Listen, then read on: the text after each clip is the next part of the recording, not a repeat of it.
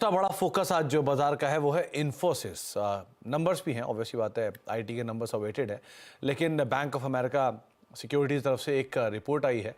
क्या है तमाम डिटेल इस रिपोर्ट को लेकर, इस पर बातचीत करने के लिए हर्षदा हमारे साथ स्टूडियो में मौजूद भी हैं। तो हर्षदा, अब इन्फोसिस थोड़ा ब्रीदर ले रहा है, लेकिन दिन आ ही रहे हैं धीरे धीरे आईटी के करीब। जी हाँ, अगले हफ्ते इनफैक्ट इन्फोसिस के नतीजे आएंगे। इस फ्राइडे को टीसीएस के साथ पारी की शुरुआत होगी, लेकिन बोफा का फोकस साफ है इन्फोसिस पर और यहाँ पर एक अपग्रेड आया है, बाय कॉल दे रहे हैं।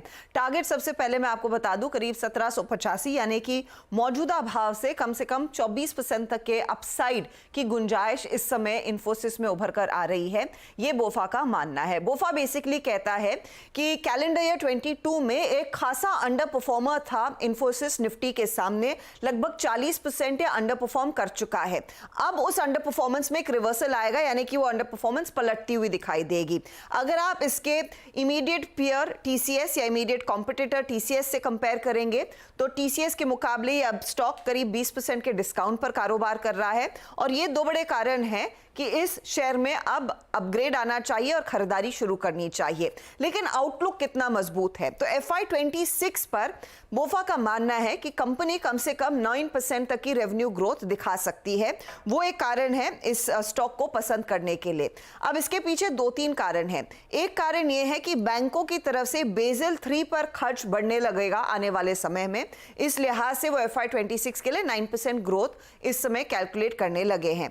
दूसरी तरफ सैप भी अपग्रेड के लिए जाएगा, तो वो एंटरप्राइज बिजनेस के लिए एक अच्छी खासी कमाई कराएगा।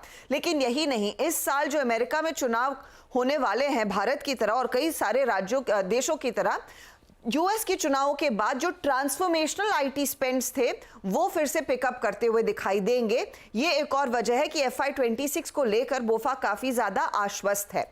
याद रखिएगा, अगले हफ्ते कंपनी के नतीजे आने वाले हैं और इन नतीजों में आगे का आउटलुक साफ होने के आसार हैं।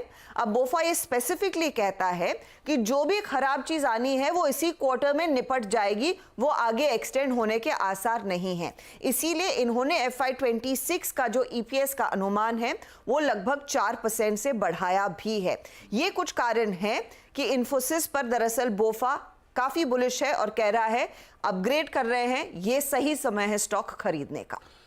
1785 रुपए के टारगेट्स के लिए खरीदारी की राय इन्फोसिस में, और सही समय, जो कि लास्ट लाइन थी अजदा की, ये सबसे सही समय है। बैंक ऑफ अमेरिका ऐसा मान रहा है कि आप इसमें बेट कर सकते हैं। ब्रिजेश, आप कैसे देख रहे हो इन्फोसिस को? बहुत बहुत शुक्रिया हर्षदा वैसे तो हमारे साथ मौजूद रहने के लिए।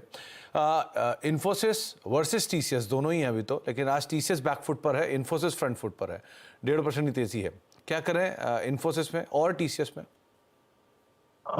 सुमित जी, मुझे लगता है देखो, ठीक है, बोफा का जो अपग्रेड है 20-24% का रिटर्न है, बट अगर टेक्निकली हम देखते हैं तो इसमें इन्फोसिस ने 200 दिन के मूविंग एवरेज पे आया है और काफी ओवरसोल्ड में है, तो एक टेक्निकल बाउंस तो डेफिनेटली मुझे नजर आता है। यहाँ पे एक गैप है 1550 के आसपास, तो मैं ट्रेडिंग की अपॉर्चुनिटी नजरिए से इसे देखूंगा। 1550 1560 ये एक ट्रेडिंग अपॉर्चुनिटी मुझे इसमें दिखाई दे रहा है, तो मैं वो डेफिनेटली वो प्ले करूंगा।